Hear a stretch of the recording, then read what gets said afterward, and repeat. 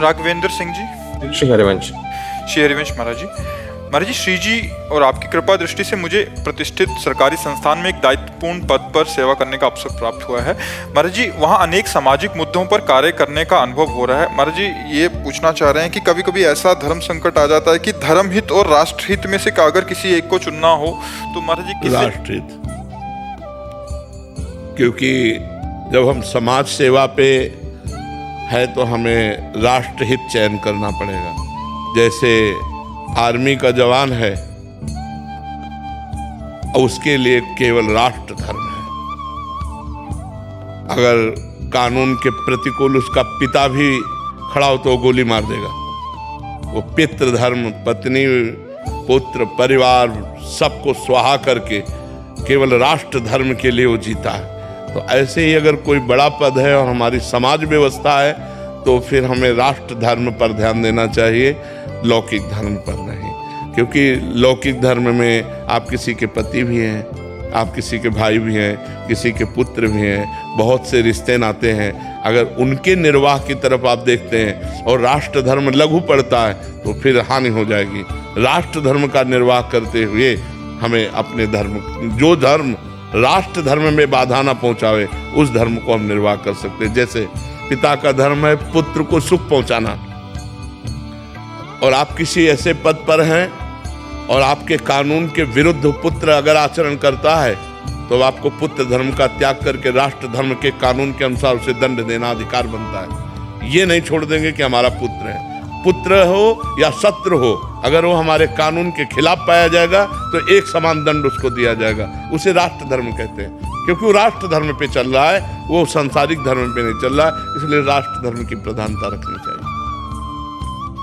Professor प्रज्ञेंदु, Delhi विश्वविद्यालय। राधे राधे। राधे राधे महाराज जी। महाराज जी, आप कह रहे हैं कि माफ करने की आदत कैसे डाली जाए, चाहे अनुभव नकारात्मक हो या सकारात्मक, दूसरों को माफ करना कैसे अंदर? वैसे ये भजन बल से आता है माफ करना। जब हृदय में बहुत आनंद होता है, कोई गाली देता है, अपनी मस्ती को बचाने के लिए किसी भी तरह का विक्षेप स्वीकार नहीं किया जाता, पर अंदर मस्ती होनी चाहिए।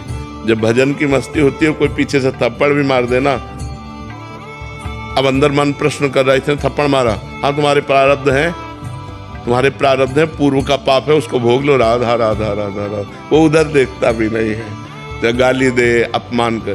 देखो, इस जगत की एक रीति है कि हम आपको लाखों प्रकार से सुख पहुंचावें, लेकिन जब आपका नंबर आएगा तो आप हमें दुख ही देंगे, सुख नहीं देंगे। ये रीति है। ये सैकड़ों लोगों का अनुभव, आप अनुभव करके देख लो जो हम बात कह रहे हैं, कि आप दूसरे को सैकड़ों प्रकार से सुख पहुंचाइए, लेकिन जब समय आएगा तो वो तुम्हें पीड़ा पहुंचा सकता है, सुख नहीं पहुंचाएगा। ये संसार का स्वरूप है। अगर आप गर्दन उतार के भी दे दोगे ना तो उसको भी बेचना चाहेगा कि यार बिक जाएगी क्या। ये संसार का स्वरूप ही है।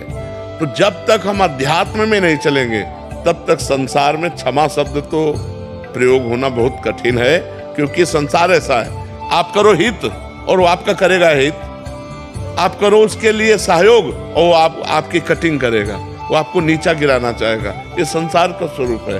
तो जब तक भागवतिक भाव नहीं आएगा तब तक आप समाज को नहीं झेल सकते। क्षमा शब्द प्रयोग नहीं होगा, वहां दंडय शब्द आएगा। अहंकार जब प्रस्फुटित हो जाएगा तो ये क्षमा नहीं करेगा। क्षमा तो बहुत बड़ा बल है। क्षमा बहुत, जिसके अंदर क्षमा बल आ गया, बहुत बड़ा बलवान हो गया वो, कि वो गाली दे रहा है, वो अपमान कर रहा है, लेकिन आप उसे क्षमा कर रहे हैं। ये तो संतों की बात होती है। उमा संत कहे यही बड़ाई, मंद करत जो करे भलाई। वो बुरा कर रहा है लेकिन हम तुम्हारा भला कर रहे हैं, यही साधुता है। ये भगवान के भजन से आती है। अगर भजन नहीं होगा तो नहीं हो सकती। एक दो बार तो ठीक है, हमने आपका हित किया, आप हमारा अहित कर रहे हैं तो जलन पैदा होगी, और एक बार आएगा कि यार बाबा ने कहा तो क्षमा करो, क्षमा कर दिया। लेकिन जब दोबारा आएगा तो आप इतनी जोर से क्रोधित होंगे कि क्षमा शब्द भूल जाएंगे, उसको